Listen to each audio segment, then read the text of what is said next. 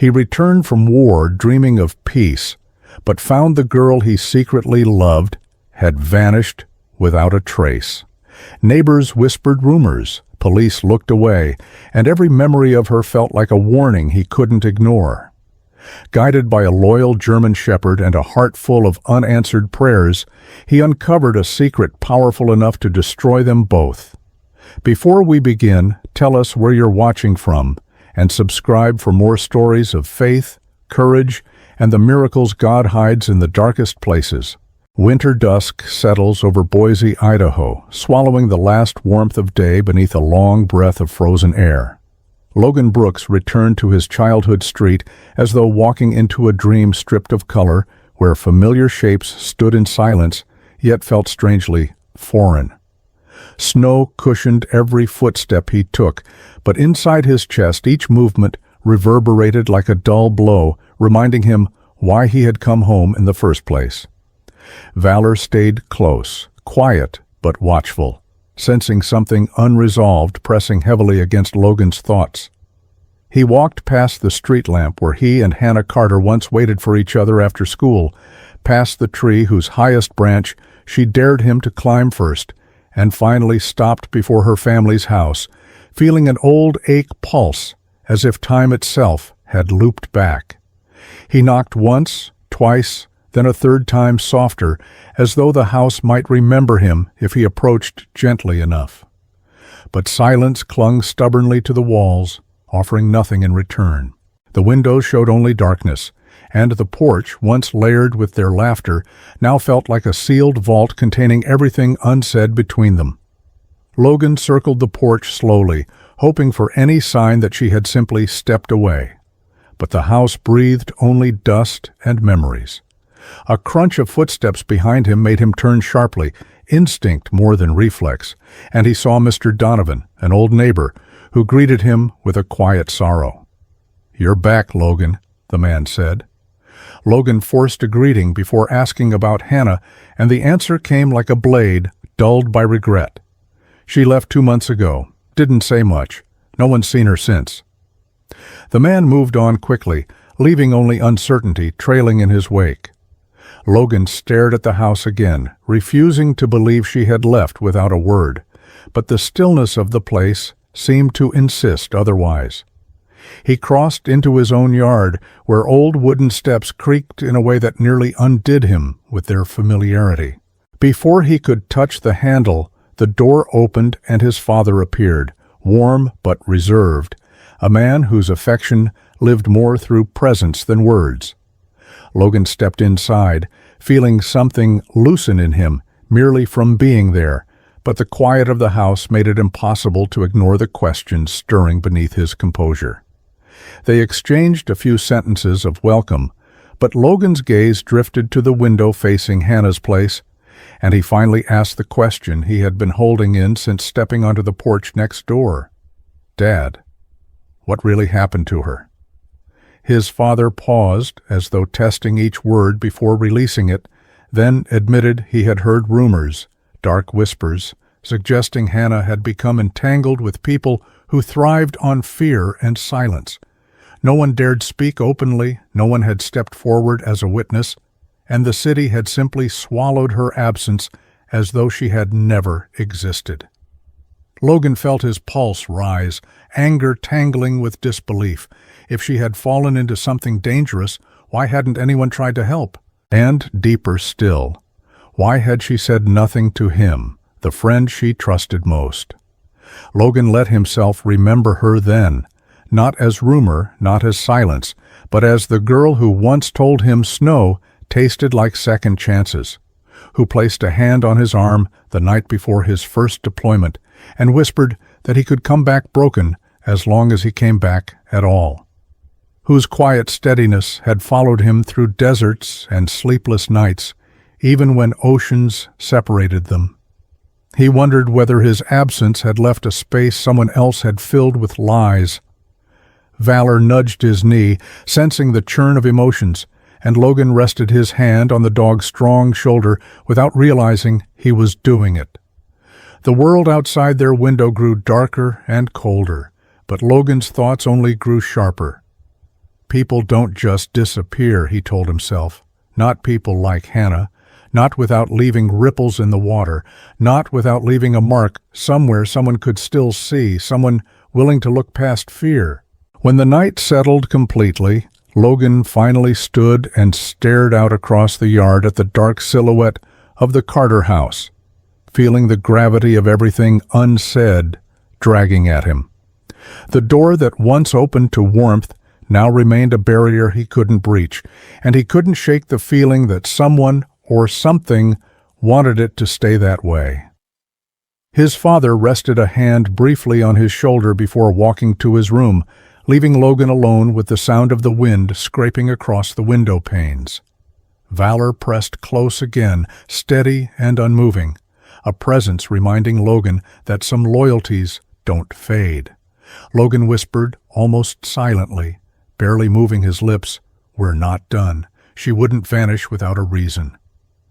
Outside, winter night swallowed every noise except the one lingering truth forming quietly inside him. Finding Hannah meant digging through a silence someone wanted to protect, and silence is never that deep unless someone has something to hide. Morning light crept over Boise under a pale winter sky, turning the snow into a flat sheet of cold that reflected more silence than warmth. Logan woke before the alarm he had set out of habit, not need. His eyes already open to the dim shape of the ceiling, as if his mind had refused to let him slip too far into rest. Sleep had come in shallow fragments, broken by images that did not belong to any single memory. Hannah's front door, shut tight, his father's voice, speaking of rumors, the thin line of Mr. Donovan's mouth as he said, 2 months, and walked away. The house around him felt familiar in the way an old uniform did, recognizable yet unable to protect him from what pressed in from the outside. He could hear his father in the kitchen, the faint clatter of a mug, and the low rhythm of a radio set to some morning news he was probably not listening to. Logan lay still a moment longer, one hand resting on the edge of the bed where Valor had stationed himself during the night. The dog's presence had been constant, a quiet force that had followed him from battlefield to bedroom, never demanding, never questioning, only staying. That word, stay, carried a weight in his mind. Hannah had stayed.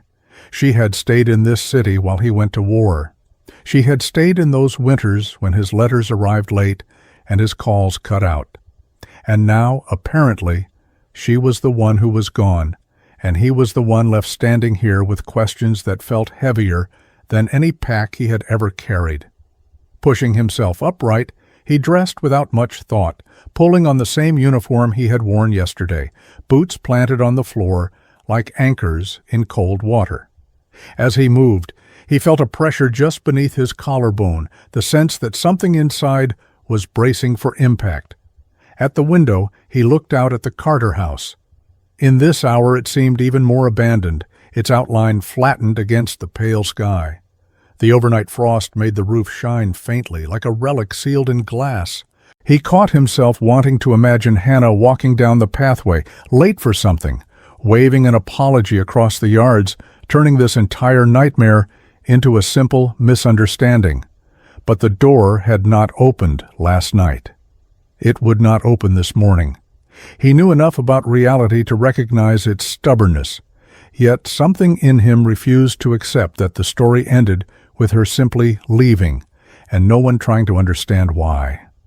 The thought that she might have chosen to walk away without a word scraped against every memory he had of her. That friction turned quickly into doubt, and doubt turned into a pain that felt too close to betrayal. Valor shifted beside him, sensing the unrest, his gaze tracking the direction of Logan's focus with unspoken alertness. There were places on earth where silence meant safety. Here, staring at that house, silence felt like warning. After a brief, mostly wordless breakfast with his father, during which small talk bounced off the hard shell of the question neither of them could answer, Logan took his coat and stepped back outside, the cold slapping his skin awake, in a way coffee could not. He did not announce where he was going. He doubted his father needed to ask. Valor trotted at his side, each step matching his pace, as if the dog had already decided that whatever this was, it required loyalty as much as muscle. Crossing into Hannah's yard felt like crossing a boundary he had no legal right to, but every emotional right to challenge. The snow here lay undisturbed, without the trace of recent footsteps. He checked the windows, glanced at the deadbolts, considered briefly the ethics of forcing his way inside. Training had taught him how to move unseen, how to enter locked places without being invited. Another part of him, the part that had grown up on this street, balked at breaking into the home of the girl whose parents had once handed him hot chocolate in winters like this one. He settled instead for what he could reach, the porch, the yard, the echoes. The more he looked, the more absence he found. No forgotten scarf, no fallen envelope, no sign that someone had left in a hurry or had been taken without warning. It was as if her life had been carefully folded away and removed. This almost made the rumor of her involvement with something criminal more plausible, and that idea clawed at him. Was it possible his father was right, that she had stepped into something dark by choice? Or was the neatness of this disappearance exactly what made it feel staged? He walked slowly across the yard, letting his boots sink into the snow where they chose, no longer worrying about preserving anything. His gaze lifted, almost by instinct, toward the old tree they had once claimed as their ship, their fortress, their kingdom. The treehouse was still there, perched above the yard, like a secret that had refused to come down with the rest of childhood. He felt a strange mix of comfort and unease at the sight of it. The rope ladder that used to hang from the platform was gone, removed with a decisiveness that looked recent. For a moment he simply stared at the spot where it had once swung in the wind, remembering Hannah's hand on that rope as she climbed first, declaring herself captain while he pretended to object. The memory was so vivid, it hurt. If someone had taken the time to remove the ladder, it meant the place had not been entirely forgotten. It might mean nothing. It might mean everything. He looked around once to make sure no one was watching, then tested the lower branches. The climb was easy for him, body still trained to pull its own weight, but the familiarity of the movement tugged at older, softer times. Valor watched from below, restless but trusting, ready to react if anything went wrong. In that gaze, Logan felt a wordless reminder of how often this animal had followed him into the unknown and dragged him back out again. The treehouse smelled of dust and cold wood when he eased himself inside. Light filtered through small gaps in the planks, creating thin bars across the floor. The place was almost empty. No blankets, no books, none of the treasures they once insisted on keeping here. It looked as though someone had cleared it out deliberately. Yet as he moved slowly, his fingers brushed over a loose board in the corner, a subtle irregularity only someone who had once hidden things here would notice. He crouched, pried it up, and found a small box tucked beneath. His pulse sharpened. Inside lay a cassette tape and a folded scrap of paper, both placed with care rather than haste. The tape had Hannah's handwriting on the label, his name written there in a simple, unadorned way that made his chest tighten. His own name, written by her hand, in a place only they knew. Whatever this was, it had been meant for him. He took both items, closed the board, eased himself back down the tree, and returned home with his thoughts churning. In the garage his father used as a workshop, an old cassette player sat on a shelf, coated in a thin film of neglect. Logan wiped it enough to function, slid the tape in, and pressed play.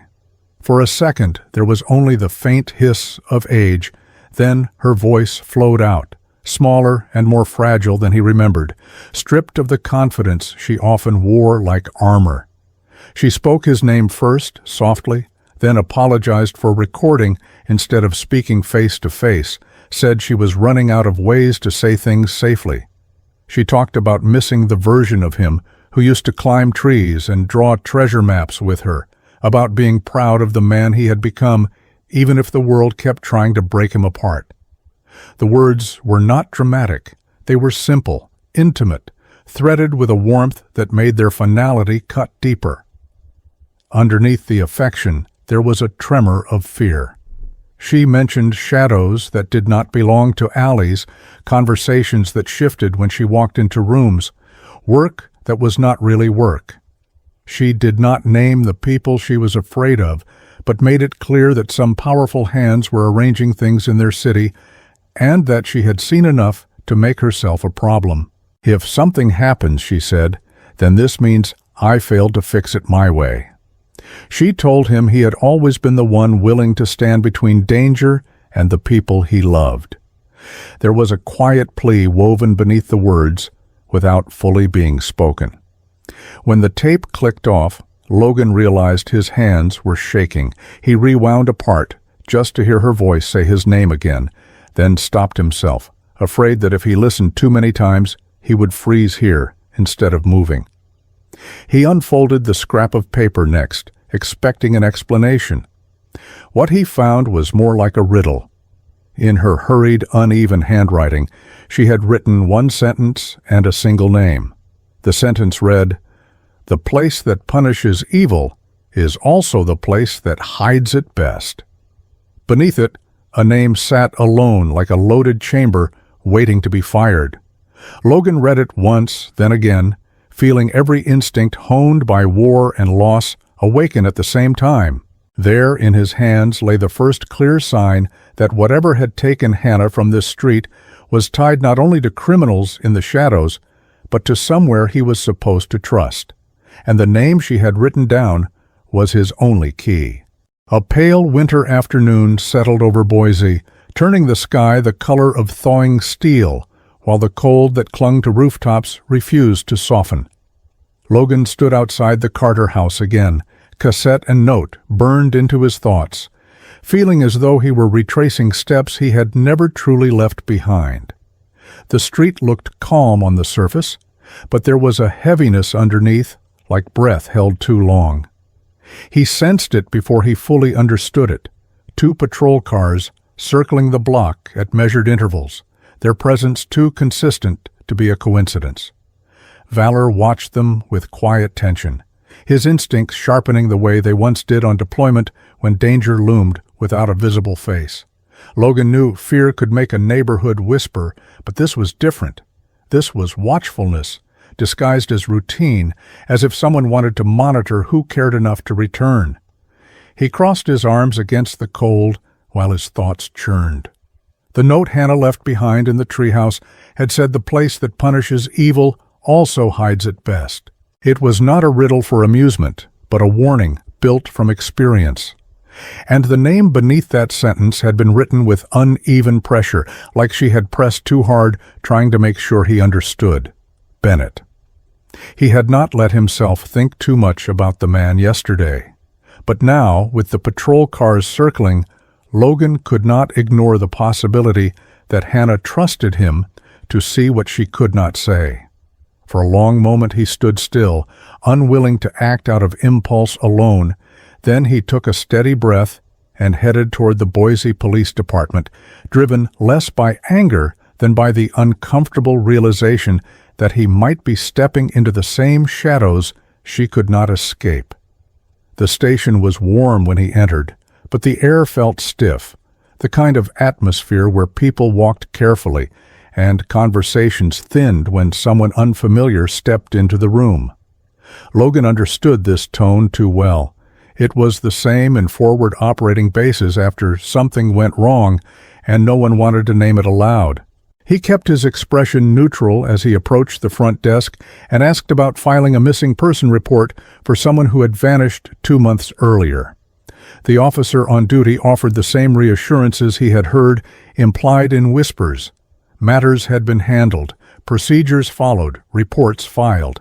Every sentence sounded neat, too smooth, lacking the texture of concern or urgency. Logan thanked him with practiced politeness, but stepped back only after scanning the lobby.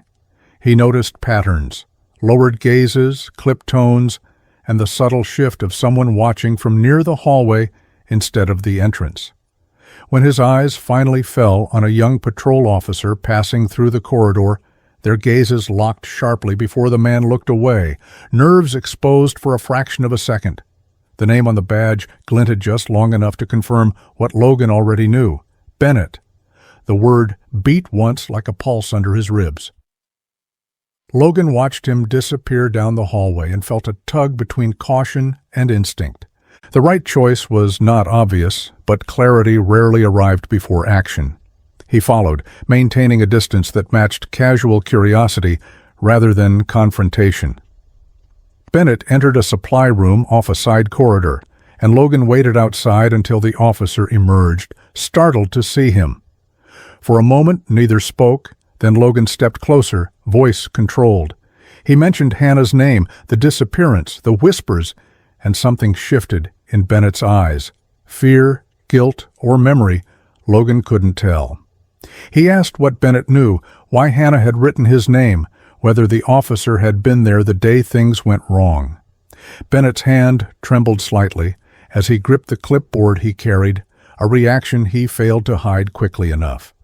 In a low voice, not matching his uniform's authority, Bennett warned Logan to leave this alone, said that talking about certain things made people vanish from conversations and from streets, and that Hannah had gotten too close to something she should have walked away from. He refused to explain further, turning away as though proximity itself was dangerous.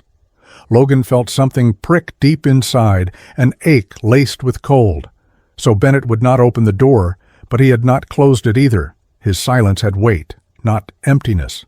No straightforward answers, but a confirmation nonetheless. Hannah hadn't run. She had been swallowed. Choosing not to push further, Logan walked back outside, his steps heavy with realization. The patrol cars were still circling, slower this time, their presence brushing against his attention like a cold draft. Valor moved closer to him, tail still, gaze fixed on the movement of the vehicles, every fragment of body language saying he felt the wrongness Logan could no longer deny. Logan knelt slightly, placing his hand on Valor's neck, not to restrain the dog, but to steady himself. "She trusted me once," he whispered inside his mind, "and I left this place when she stayed. I won't leave again." The vow held no theatrics, only resolve. Searching for a lead that was not wrapped in uniforms or silence, Logan walked toward a small cafe near Main Street, one he remembered Hannah mentioning in passing years ago. Inside, the air was warm with the scent of roasted beans and baked pastries, but the welcome was cautious, as though patrons sensed the winter wind had brought him more than cold. The woman behind the counter introduced herself simply as May, her hands moving with the efficiency of someone who had run this place long enough to read faces instead of words. When Logan said Hannah's name, May's eyes softened with recognition, then dimmed with concern. She explained that Hannah had worked there part-time, saved every tip, laughed sometimes, but not often enough in her final weeks. Hannah had been approached multiple times by Reed Marshall, a powerful real estate figure whose presence in the cafe had brought tension instead of business. May lowered her voice as she described how Reed pressured Hannah about her property, how arguments were hushed but sharp, how Hannah once left work early looking shaken, clutching a folder close to her chest. Logan listened with muscles clenched, piecing together fragments that formed a picture he was not ready to accept yet. May reached into a drawer beneath the counter and took out a small key, pressing it into his palm, with a seriousness that made him straighten his posture. She said Hannah had left it there just days before she vanished, with instructions that if Logan ever returned, he was to receive it along with a single message. The treasure they once sought still contains the truth others fear. Logan felt a tremor of recognition, memories of childish treasure hunts flickering behind his eyes. But this was not nostalgia, this was guidance wrapped in metaphor. The cafe door chimed behind him as he stepped outside, the key resting in his pocket like a heartbeat he could feel through the fabric. Valor stood close, absorbing Logan's tension. Gaze fixed on the same street corner, Logan couldn't stop glancing toward. The patrol cars had stopped circling. The silence was heavier now, as if something beneath the surface sensed his next move. Logan looked down at Valor and felt again that quiet understanding between them forged long before this winter. As he walked home, his mind replayed May's words. Reed Marshall, a name with shadows attached, a name Hannah faced alone. Logan clenched his jaw, anger rising slow and controlled, like a storm building under ice. When he reached his yard, he paused at the boundary between the two houses and looked once more at the Carter home, the treehouse just visible through bare branches. The key felt like a small weight of expectation in his pocket, and the note in his memory echoed without mercy. The place that punishes evil also hides it best. Bennett's badge, Reed's shadow, Valor's restless watchfulness. Pieces were forming a pattern he could not yet articulate, but one thing he felt with absolute certainty. Someone knew he was searching. A fresh set of tire tracks appeared in the snow near the Carter house since he had last passed by, and they did not belong to him or his father. They were recent, too recent, and when Logan crouched to examine them, Valor let out a quiet, low sound that was neither warning nor confirmation, but something in between, the instinctive voice of memory recognizing danger returning. Logan rose slowly, eyes tracing the direction the tracks led before the wind began to erase them. Someone had been there after he left. Someone was watching more than the police could admit. He pressed his lips into a thin line, then looked toward the city as the last of daylight faded, knowing the next step would drag him deeper into a truth that had already cost Hannah her safety. A deeper cold settled over Boise as evening arrived too early, shrinking daylight to a thin silver thread and turning every street into a quiet threshold that felt watched. Logan left the house before his father could ask questions he wasn't ready to answer, the small key from May weighing against his thigh through the pocket of his coat.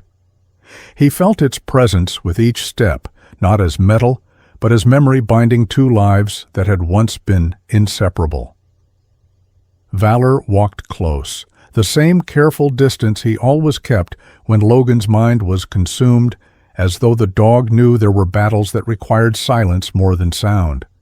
The yard between the two houses had always been a natural border growing up. Now it felt like a boundary between what was known and what was being concealed. Logan paused at the base of the old tree, looking up at the treehouse again, feeling a steady pull toward it, as if unfinished words drifted around the wooden walls. But he didn't climb this time. He didn't need to. What he searched for now wasn't hidden in high corners or under loose boards. It was buried in the soil of the past where they had once played their simplest game, treasure hunting, imaginary pirates, secret maps drawn in crooked lines. As a child, he had believed those games meant adventure. As an adult, he understood they had been practice in recognizing patterns, following clues, decoding the unspoken. Hannah had not chosen her words and symbols lightly.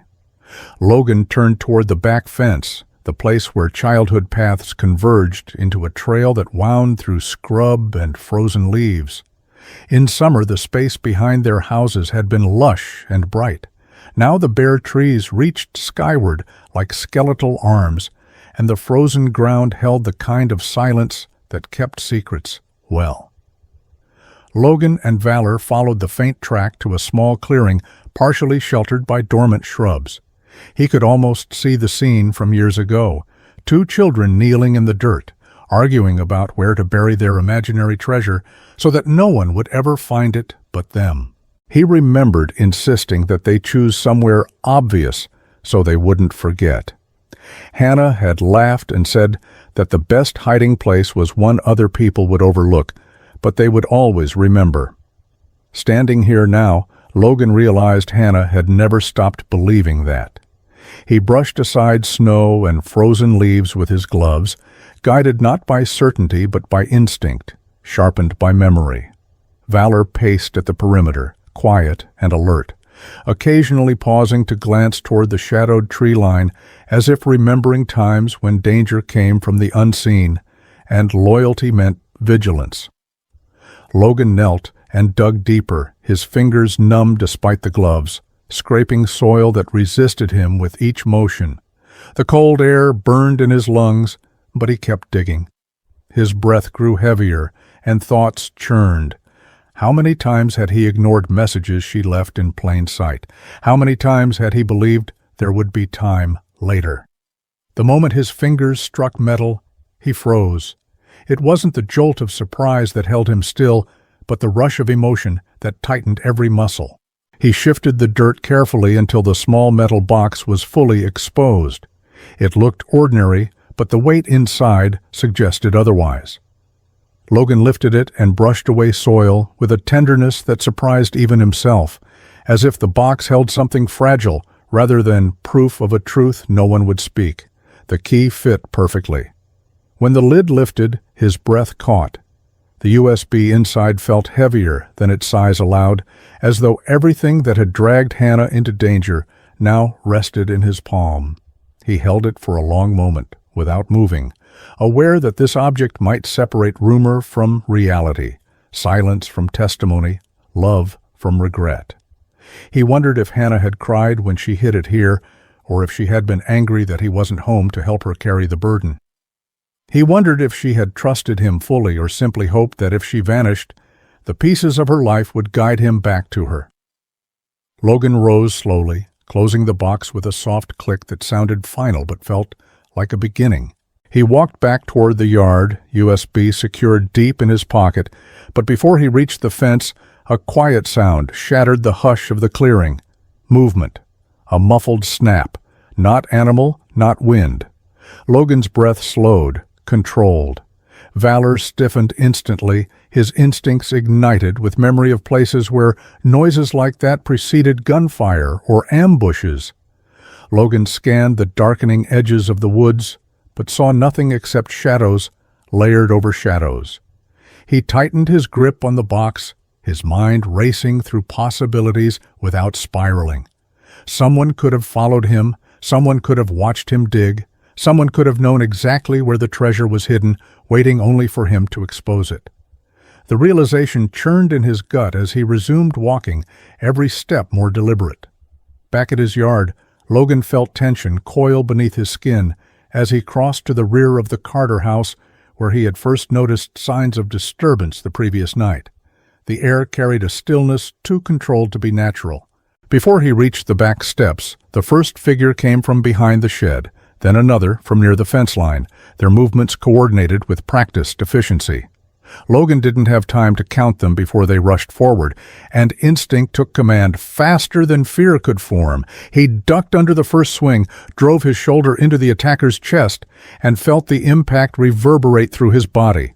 Valor surged forward with a force that wasn't born from aggression, but from loyalty shaped in the crucible of war. In the blur of motion, Logan felt old reflexes awake fully, the ones that had kept him alive overseas but had always left him feeling hollow afterward. Each strike he delivered was controlled, not fueled by rage, but necessity. These men were not here to talk. They wanted something he had. They wanted him silent. They wanted what Hannah hid. Logan's thoughts flickered between every hit. Hannah climbing the tree first, Hannah handing him a hand-drawn treasure map, Hannah whispering that some things were better hidden, Hannah recording a message she wasn't sure he would ever hear. The fight didn't last long, though it felt endless in the heat of it. Logan stood breathing hard while the last attacker fell to the ground, motionless except for the rise and fall of breath that confirmed Logan had controlled his force instead of delivering finality. Valor paced near him, alert, ready to guard him again, if needed, gaze sharp toward the street, as though expecting more. Logan checked his pockets. The metal box was still there. The USB was safe.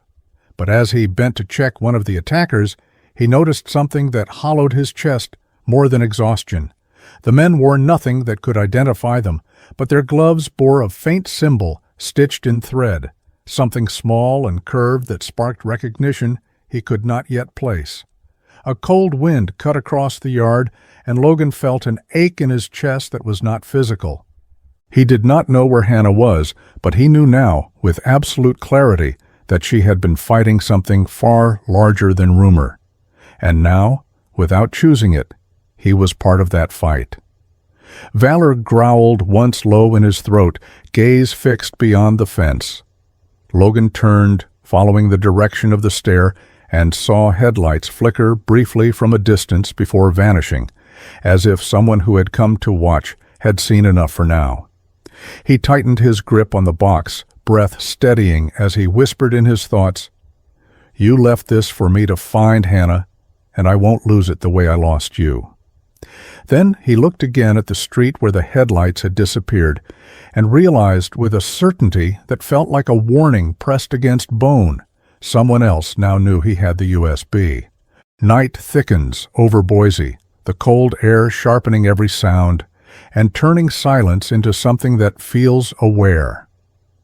Logan did not return home immediately. His father's house was too close, too warm, too filled with unspoken worry, and the Carter house, with its shuttered windows and frost-darkened porch, pressed against his thoughts like a bruise that refused to fade. Instead, he walked with Valor along quiet streets where porch lights flickered weakly and old Christmas decorations still clung to roofs as if residents hadn't found the will to take them down. His gloves tightened around the metal box every few steps, checking unconsciously that it was still there, that the proof inside hadn't dissolved like breath in winter air. The USB, small enough to lose yet heavy enough to bend memory, seemed to pulse against his leg like a second heartbeat. The men who attacked him had come prepared, organized, unhesitating. If they were willing to strike openly, then whatever secrets Hannah uncovered were not only real, they were exposed enough to frighten those trying to bury them. Logan's thoughts circled, never stopping, like a dog pacing a boundary fence, knowing danger crouched just beyond. He found himself at the river bridge without remembering the turns he took to reach it. Frozen water below held no reflections, swallowing headlights from passing trucks before they could paint the surface with movement. Valor stood at the railing with him, his presence steady, his silence echoing Logan's own. Logan's fingers brushed the box once more. A voice in him whispered to take the USB somewhere safe, to let someone else handle it, to avoid becoming the next disappearance whispered about over empty coffee cups. But another voice, deeper, older, rooted in everything Hannah once was to him, refused. He had walked away from her once, left this city with promises of return, while she remained to face a world that demanded more bravery from her than anyone realized. He would not abandon her again. The plan formed without ceremony: confront Reed Marshall. Hannah's recorded voice hadn't named him, but the tension May described, the way the city reacted to his name, the pressure on Hannah about her house, and the men who attacked, all threads tightened toward the same point. If Reed didn't orchestrate everything, he was close enough to smell the rot. Logan headed toward Reed's downtown office building, though Valor hesitated, instincts wary. Logan couldn't blame him. He was wary of himself, wary of what anger might make him do. The security guard in the lobby was new to Logan, but not to the building. When Logan asked if Reed was still inside working late, the man confirmed with a simple nod, barely lifting his gaze from paperwork. Logan almost expected resistance, but the ease made his stomach coil tighter. Either the guard didn't care, or someone wanted him to go through. Neither option comforted him. The elevator ride felt like the slow ascent of someone waiting to be judged. His reflection in the metal doors showed a man who looked older than 25, his eyes darker, his jaw set not in aggression, but endurance. When the elevator opened, Valor stayed close, never crowding him, only mirroring the tension that rose with each step along the office hallway. Logan didn't hesitate when he reached Reed's door. He knocked once, firm, and stepped back. The door opened slowly to reveal Reed sitting behind a desk, posture casual in a way that felt rehearsed. His expression flickered with surprise for an instant too short to be genuine, before settling into a polite curiosity. Reed greeted him by name, claiming he remembered Logan from years ago, pretending familiarity while calculating distance. Logan didn't sit. He didn't remove his gloves. He placed the box on the desk and asked one question. "What did you do to Hannah?" Reed's eyes changed, not widened, not narrowed, but shifted, as though he were flipping through internal pages to decide what tone would serve him best. He spoke calmly, saying he had tried to help Hannah manage property issues, that she had spiraled under pressure, that her disappearance saddened him. His voice coded each lie with civility, yet beneath it, Logan felt something hollow, like air, rushing through a broken instrument. Logan leaned closer, lowering his voice enough that Reed would have to listen carefully. He said he found something Hannah wanted him to have, something that explained why she left without a word. He didn't show the USB, but the implication was clear. A tiny twitch near Reed's mouth, barely noticeable, gave away more than words. Reed asked to see what Logan found, insisted he could help interpret it, and Logan recognized the eagerness of a man who feared exposure more than confrontation. Logan didn't give Reed the satisfaction. Instead, he said Hannah trusted him for a reason, and he wouldn't betray that trust. The room went quiet in a way that made Logan feel the thickening of air between them. Reed finally exhaled and said something that iced Logan's blood. "Finding the truth doesn't always save those who found it first." Logan left before the weight of that line settled fully, though it followed him into the hallway like smoke. Back on the street, he replayed Reed's expression the moment he mentioned something Hannah had left. It was not shock. It was recognition he tried to bury. Logan walked without destination now, night settling deeper within him. Valor followed, tension radiating from him in quiet tremors, the way he used to react when mortar fire was imminent yet invisible. Logan slowed his steps. Valor's unease wasn't lingering fear, it was anticipation. Something was coming. The sidewalk curved toward an alley behind the Regional Medical Examiner's building. Logan hadn't meant to walk there, but his feet carried him as if following memory he hadn't admitted to having. A faint sound cut through the quiet, voices, muffled but sharp. Logan pressed himself against the brick wall, Valor pausing behind him. He edged forward until he saw the source. Two men dragging a stretcher toward the rear-loading door, arguing in hushed tones about verification and delayed records. Logan caught a glimpse beneath the sheet, a shape too limp, too still, and his heart hammered against his ribs with terrifying clarity. For a brief second, he thought the worst, thought the sheet covered Hannah, thought he had arrived too late, that every step he'd taken since returning home had been in vain. But the men pushed the stretcher too fast, hands fumbling like those who wanted the task finished quickly, not reverently. Logan stepped into view long enough for the men to notice him. Their posture stiffened, but not with authority, with fear. Before he could speak, they shoved the stretcher into the building and slammed the door. Logan forced himself to breathe, forced himself not to chase, forced himself to believe that grief without confirmation was a trap he couldn't fall into. But a horrible doubt clung to him. The body could be Hannah, or someone made to appear like her, or someone sacrificed to make him believe she was gone. He stood rooted to the spot, gripping the box, waiting for his breath to steady. Valor stayed beside him, unmoving, his focus fixed on the door, as if he too sensed that what lay beyond it could break them both. Logan walked away only when his legs remembered how to move. He did not let himself cry, not yet, not without proof. But as he reached the street, one truth struck him harder than any blow exchanged behind the Carter house. Someone wanted Hannah to stay gone, so badly they were willing to create a body to replace her, a silence to erase her, a fear to stop him. At home, Logan checked the box once more. The USB remained. He closed his eyes and whispered what he didn't dare speak aloud earlier. "Hannah, if you're alive, I'll find you. If you're gone, I'll still find what you tried to show me." But when he unlatched the box again minutes later, the USB was missing. In its place lay a single folded glove, bearing the same faint symbol he saw on the attacker's hand. He wasn't alone in this search anymore. He was being hunted. Night tightens around Boise like a clenched fist, the air sharp, the silence expectant, every lighted window hiding questions that refused to die.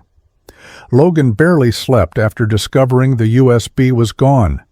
He paced the living room with Valor close behind, haunted not only by the theft itself, but by the quiet insult of the glove left behind, as if someone wanted him to feel the loss more than understand it. Whoever had taken the USB hadn't done it in rage or haste. They had acted with precision and confidence, leaving behind a message that wasn't just a threat, but a promise. You are not moving fast enough. Logan understood the tactic too well.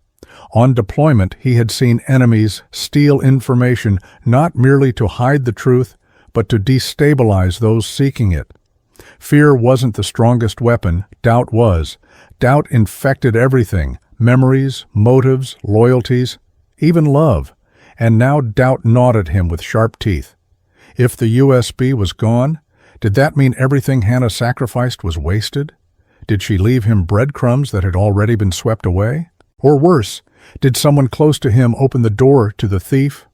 The silent possibility that his father might have unknowingly mentioned the box, or that Bennett had tipped someone off, or that Reed had been listening for him to slip, made Logan's chest tighten with a sick heaviness. He hated that he had to consider it, hated that trust. Something once effortless now felt like a fragile object he could barely hold without breaking. Valor stood near him, restless. The dog's movements weren't random pacing, they were controlled arcs, slow and deliberate, as if he were assessing every shadow in the house. Logan recognized that energy, anticipation sharpened by loyalty. The same readiness Valor had displayed in war when Logan's fear ran too deep to process rationally. The dog didn't need orders to sense that Logan was losing pieces of himself to frustration. Logan stopped pacing when Valor nudged him gently, a reminder that the mission hadn't vanished just because one tool had been stolen. The USB was a key, yes, but keys had copies, and truths rarely vanished completely. Someone out there was desperate enough to risk exposure to take the drive. That desperation was an opening. Logan just had to find where to push.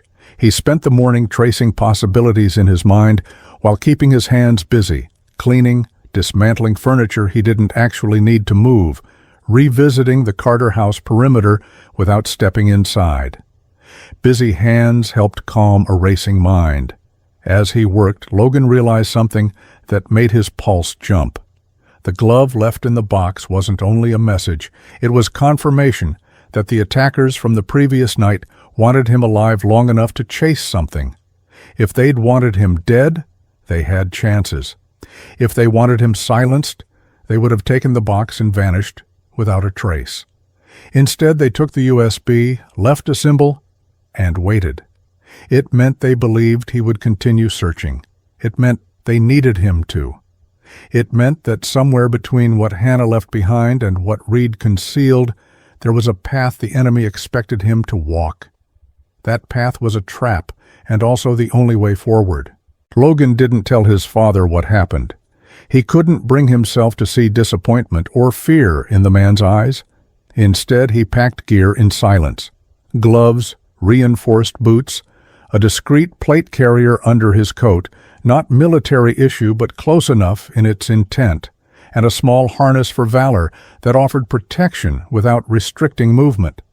The items didn't make him feel invincible, only grounded. War hadn't taught him to rely on armor. It had taught him to rely on readiness. He reviewed what he knew about Reed Marshall's properties. A lake house under renovation, an empty factory near the rail line, 2 warehouses rumored to store construction equipment that no contractor ever seemed to request. If he were hiding something or someone, those locations made sense. Warehouses offered privacy, controlled access, and plausible deniability. But which one mattered most? Logan sifted through his memory of May's words, Reed visiting the cafe often, and something surfaced, the way May said Reed always pointed toward the city outskirts when talking about new developments. Logan pulled up property records on his phone and checked them against county maps. One warehouse sat near the old mill district within walking distance of the medical examiner's building where he'd seen the stretcher. That proximity wasn't coincidence. Logistics mattered to people who moved bodies without explanation. Logan didn't hesitate. Neither did Valor. They left the house on foot first, circling the block twice to check for tails. Logan's heartbeat didn't calm, but his breathing did. Focus returned like a muscle remembering work. When they reached his truck, he signaled Valor into the passenger seat where the dog curled low, tense but controlled. The drive to the mill district was silent, broken only by the occasional click of the turn signal and the low hum of tires on slush-covered streets. As they reached the district's fringe, Logan parked 2 blocks away, choosing not to approach directly. He observed the warehouse from a distance, memorizing guard rotations, light patterns, vehicle presence. There were no posted guards, no obvious surveillance cameras, but there were tracks in the snow, trucks coming and going more frequently than a vacant warehouse required. And the building's side door, though old and unmarked, looked as though someone had recently oiled its hinges. Logan waited until traffic thinned and dusk swallowed the district's edges, then moved closer, hugging walls and blind corners, Valor following with ears perked, breathing steady. Logan reached the door and tested the handle, locked but not reinforced. A quiet thought flickered. Some doors are locked only to keep honest people out. He pulled a small pry tool from his coat, worked the mechanism with practiced silence, and the latch gave way without protest. Inside, darkness ruled. Logan waited for his eyes to adjust, but Valor didn't wait. The dog's posture sharpened, alert not to presence, but to scent. Logan trusted that instinct more than sight. He let Valor lead, following carefully through long corridors of concrete and old machinery. The warehouse seemed abandoned, yet the absence felt staged, like someone had removed the noise but left the echoes. Then Logan saw it, a set of footprints in dust leading toward an interior office with a thin line of light beneath the door. Fresh. The footprints were shallow, as though made by someone walking carefully, but not carefully enough to cover their tracks. Logan approached slowly, heartbeat steady despite anticipation tightening his chest. He wasn't sure if he was ready to see what lay behind the door, but readiness had nothing to do with timing. As he reached for the handle, Valor let out a soft, urgent sound, not a warning, not fear, but recognition. Logan froze, sensing the same familiarity spreading through his chest with a heat almost painful. He pushed the door open. Inside, dim lights revealed a makeshift workspace, papers strewn across a desk, maps pinned to the walls, a half-empty glass of water still generating condensation. But Logan barely registered any of it because there, lying crumpled near a metal cabinet, was something that made his pulse stop, dark hair spilling from beneath a hood, a figure with slender shoulders lying motionless. Logan's breath hitched. His thoughts screamed her name before his voice did. He rushed forward, but Valor reached the body first, nudging it gently. The figure shifted, too lightly, too strangely, and Logan pulled back the hood only to find a wig, a mannequin head, clothing stuffed to mimic form. A decoy placed here for him to find. His chest hollowed with fury and dread. Someone wanted him to believe he was close. Someone wanted him to keep chasing. Someone wanted to drag him deeper. Before Logan could react, a faint metallic sound came from behind, then movement. Then the warehouse lights snapped off, plunging everything into darkness as steel slammed shut somewhere near the entrance. He wasn't alone anymore. Someone had locked him inside, and this time, whoever was hunting him wasn't keeping their distance. Winter night presses inside the warehouse like a second skin. The power cut so completely that only a faint emergency glow leaks under distant doors. Logan forces his breathing to slow, knowing panic will do the enemy's work for them long before any bullet can. The dark is familiar in a way he wishes it were not. It smells of old metal, dust, and the specific kind of stillness he remembers from ambush sites overseas, where every breath felt like a coin tossed to fate. Valor stands near his thigh, weight balanced forward, body translating the silence into information that no human ear can read. The dog is not afraid, only waiting, instincts honed in places where wrong decisions meant funerals rather than debriefs. Logan's hands flex slowly at his sides, feeling the echo of the USB's absence like a missing limb. They took the drive, left the glove, lured him here with a decoy that wore Hannah's shape without her soul. This is not just punishment, he thinks. This is choreography. They want him in the center of the stage, under their light, for reasons that have nothing to do with his survival and everything to do with control. A distant click cuts through the dark, followed by the low hum of generators as emergency lights flicker to life along the ceiling. One by one, dim strips of yellow glow reveal the skeletal interior of the warehouse, stacked pallets, silent forklifts, and at the far end, a metal catwalk where movement breaks the geometry. Logan blinks against the sudden brightness, but does not shield his eyes. He refuses to give whoever is watching the satisfaction of seeing him flinch. Footsteps approach, measured and unhurried, and then a voice he recognizes long before he sees the man who owns it fills the space with practiced calm. Reed Marshall steps into view from a side corridor, flanked by two men whose posture and distance mark them as hired muscle rather than partners. Reed looks almost relaxed, the image of a businessman inconvenienced by necessity, but his eyes are too alert and too empty to match the casual tone he takes as he welcomes Logan to the place where, he says, truths finally learn their limits. Logan feels anger coil under his ribs, hot and ready, but he cages it with the same discipline that kept him alive in firefights. Rage is a blade that cuts both ways if you swing it blindly. He asks where Hannah is, no preamble, no pretense. Reed smiles with thin amusement, claiming that if she were dead, there would be no need for this conversation, and if she were free, Logan would not be standing here with more questions than answers. The implication lands like a blow. Hannah is leverage, which means she is somewhere close, and that knowledge is both relief and terror. Reed gestures around the warehouse as he talks about deals, about property, about how some people are too sentimental to understand that city progress demands sacrifice and discretion. He frames everything as inevitability, as if he is a force of nature rather than a man who chose every step that led to this moment.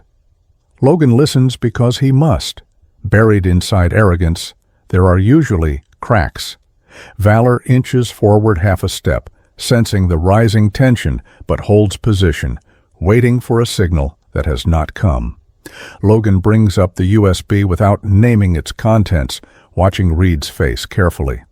A muscle in the man's jaw twitches. He admits they could not risk Hannah's files falling into the wrong hands, which, in his view, includes any hands that refuse to be bought. When Logan asks what was on the drive, Reed answers with a hint of admiration that Hannah put things together very quickly. Falsified rehab clinics for officers and veterans, shell companies routing stolen benefits into real estate projects, death certificates filed on people who were still alive enough to ask questions. The city, Reed says, prefers simple stories, broken people sent away, properties changing hands for the good of development, paperwork that closes the file. Logan's fists clench at his sides as he imagines Hannah walking into this machinery armed only with her conscience and stubbornness. He hears again her voice on the tape, the tremor beneath her courage. You always stood between danger and the people you loved. She had counted on that. And here he is, apparently one step behind, with no evidence in his possession, and a man in front of him who controls the board. Reed lifts a hand, and one of the doors on the far wall opens. 2 more men enter, not dragging a stretcher this time, but guiding a figure between them. Logan's heart stutters. Hannah, bound at the wrists, head lowered, shoulders tight with the effort of remaining upright. She looks thinner than his memories, but not broken. Even from a distance, he recognizes the familiar angle of her stance when she is angry and afraid at once. When she raises her head and their eyes meet, something inside him steadies. He is no longer chasing a ghost or protecting a memory. She is here, alive.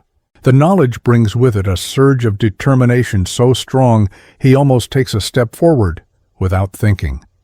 Valor feels his shift and braces, ready to move with him. Reed's expression sharpens into warning as he produces a handgun from his coat and presses it lightly against Hannah's shoulder, not yet at her head. A performance of control, staged just close enough to be convincing. He tells Logan that men like him are predictable. They will trade anything for someone they love. Reed wants names. He wants to know who else Hannah told and how many copies of her evidence exist. He assumes Logan is the weak link between idealism and exposure. Logan hears the words, but his mind is working elsewhere, mapping distances, angles, the timing of footsteps, the slight tremor in the hand of the guard standing closest to Hannah. Fear, but not hers. A new voice breaks through, shaky yet directed, ordering everyone to freeze. From behind a stack of crates emerges Officer Bennett, service pistol raised, his stance uncertain, yet anchored by something that was missing the last time Logan saw him at the station. Bennett admits in a strained rush that he followed Logan, that he could not live with what happened to Hannah, that he had filed anonymous complaints that were buried and received warnings he could not ignore.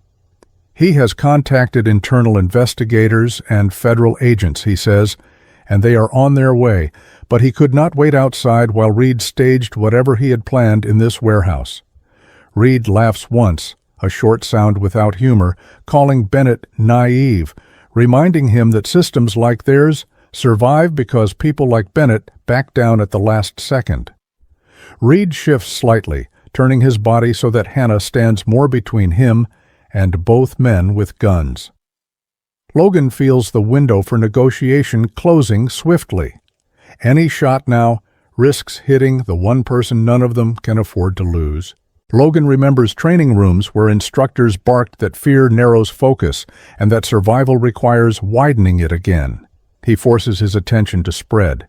He feels Valor's body tighten beside him, senses the dog's mind reaching forward, reading every subtle movement, waiting for the one that will turn tension into action.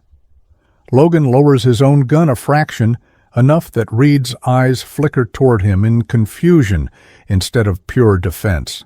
He starts to talk, not to persuade Reed, but to distract him, to feed his need to justify himself. He asks why someone as rich as Reed would risk everything for a few more properties, why a man who had every legal resource would choose criminal shadows instead. Reed takes the bait, ego pried open. He talks about control, about never again being the powerless son of a bankrupt contractor, about how the city respects money more than morals, about how people like Hannah are useful until they start asking who signs the checks. As words spill, his gun hand wavers just a degree. He is still dangerous, still in control, but less focused. That is when Valor moves. The dog launches forward in a burst of controlled power, not at Reed's center mass, but at his wrist, everything learned in service sharpening into one perfect line of instinct and courage. Logan has seen him do this in combat zones, pulling weapons away from hands that meant death for someone else. Time stretches as Valor's jaws close around Reed's wrist, wrenching the gun sideways. The shot fires, the bullet sparking harmlessly into a metal beam above. Hannah ducks reflexively, years of training guiding her body even when shackled. Logan surges forward, closing the distance in a few strides, slamming his shoulder into Reed's chest and driving him backward onto the concrete. The brief fight that follows is ugly and close, more about will than technique. Reed claws at Logan's throat, but Logan pins his arm and strips the gun from his fingers with a twist that draws a cry of pain. Rage begs him to keep going, to repay every bruise on Hannah's spirit with something physical and final. Yet as he feels Reed's breath stutter beneath him, another image intrudes. Bodies on other floors, in other countries, and the way killing never gave him what he thought it would, never rewrote the past, never brought anyone back. He forces his grip to loosen just enough to keep Reed alive but contained. He snaps a pair of zip ties around the man's wrists with harsh precision and rolls away, chest heaving, leaving Reed staring up at the ceiling that suddenly looks much smaller. In the chaos, one of the guards raises his weapon toward Valor. Bennett, hands shaking but aim steady enough, fires first, hitting the man in the shoulder and sending him spinning to the ground. The other guard drops his weapon and raises his hands, survival instincts overriding loyalty. Sirens swell faintly outside, growing louder, the chorus of a system that for once might be arriving in time. Logan rushes to Hannah, his hands fumbling slightly as he cuts the restraints from her wrists with a small knife he always carries. The moment the plastic falls away, she sags, not from weakness, but from the sudden release of tension she has held for far too long. He wants to pull her into an embrace, but for a second they simply stand there facing each other, breathing the same cold warehouse air, trying to reconcile memory with the person in front of them. She breaks the distance first, stepping forward to press her forehead against his chest, a quiet acknowledgement that she is real and he is here. Valor circles them once, then settles, the storm inside him easing as his instincts confirm that, at least for now, those he is bound to are safe. Police and federal agents flood the warehouse minutes later, directed by Bennett's earlier calls. Internal affairs supervisors follow close behind, their questions sharp, their eyes colder than the air outside. Reed is taken into custody, shouting about lawyers and misunderstandings, his voice stripped of the composure he wore like armor. The remaining guards go quietly, hands cuffed, faces pale. Evidence technicians sweep the office Logan found earlier and uncover filtered copies of the data Hannah had tried to protect. Transaction records, false clinic reports, internal memos signed by names that never expected to see daylight. The original USB is recovered from Reed's locked desk drawer, tagged and bagged, no longer a secret weight in Logan's imagination, but a concrete piece of the case that will dismantle the network that tried to erase Hannah and anyone who dared to care about her. In the days that follow, Boise feels different. Snow still falls, streets still carry the same cracks and stains, but there is a subtle shift in the way people talk at the cafe, in the way officers move at the station where Bennett now walks with his head a fraction higher, despite the investigations sweeping through its halls. Reed's empire gets picked apart by investigators who have finally been given a trail solid enough to follow, many of them veterans of other battles who understand that corruption wears familiar uniforms as often as it does expensive suits. Hannah spends time in a quiet facility outside the city, not as a prisoner of false diagnosis, but as a willing participant in real healing. Therapy sessions help her untangle the fear and guilt she carried, not for what she did, but for what she saw others refused to do. Valor becomes part of that process too, lying beside her during meetings, sensing spikes of anxiety before she speaks them aloud, grounding both her and Logan in the unspoken understanding that some bonds do not require words. One afternoon, weeks later, Logan stands in the yard between the two houses that had framed his childhood. The Carter home is no longer dark. Lights glow softly in the windows, and a new lock on the front door clicks with reassuring finality rather than secretive tension. Hannah steps out onto the porch, a mug of something warm cupped in her hands, watching him with eyes that still carry shadows, but also a new kind of light. His father leans in the doorway of their own house, pretending to focus on some minor chore while obviously listening to every word. The distance between past and present feels shorter now. Logan thinks of the treehouse where this all began again for him, of the cassette that carried her voice across fear, of the map they never drew that still brought him to the right place. He realizes that guilt, while sharp, has softened into something else, a promise kept rather than a debt unpaid. Hannah walks down the steps to join him, and Valor falls into step between them, as if choosing to bridge the gap himself. She tells him she has applied to work with a program that trains service dogs for veterans and officers, that she wants to turn the worst part of her story into something that might spare someone else from feeling as alone as she did. Logan listens, pride threading through the quiet relief already settled in his chest. He tells her he plans to stay in Boise for a while to help rebuild what was broken in quieter ways, not as a soldier, but as a man who knows what it means to stand guard even when the battle is not obvious. They share a look that says more than any confession, a recognition that love in its truest form is less about declarations and more about staying when it would be easier to run.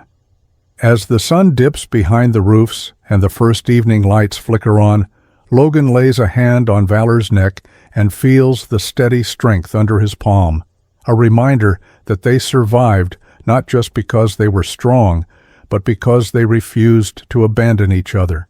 The city around them is far from perfect, still flawed, still fragile, but for the first time since his return, Logan feels that it is a place where hope can stand its ground. Hannah is no longer a missing person in his mind. She is here, beside him, building something new from the rubble of what tried to destroy her.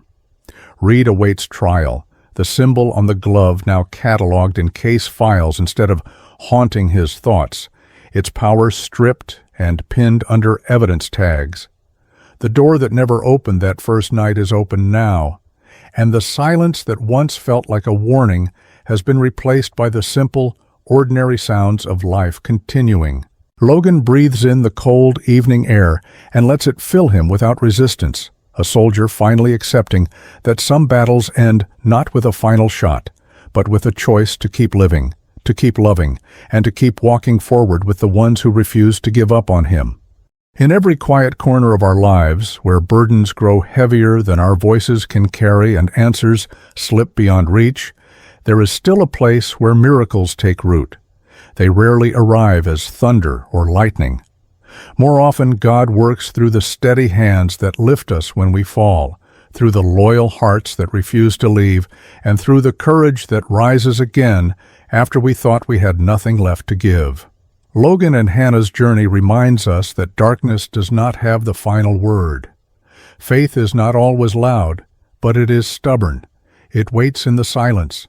It breathes inside every choice to stand, to love, to try again. And sometimes when we believe we are walking alone, God sends strength through a loyal companion, a helping hand, a small sign that we are still seen, still guided, still loved. So whatever struggle you're facing today, grief that stays too long, hope that feels thin, battles no one else can see, hold on. Keep your heart open. Let faith walk beside you step by step, because miracles are not only stories of the past. They are happening still, in homes, in hospitals, in quiet prayers whispered before sleep.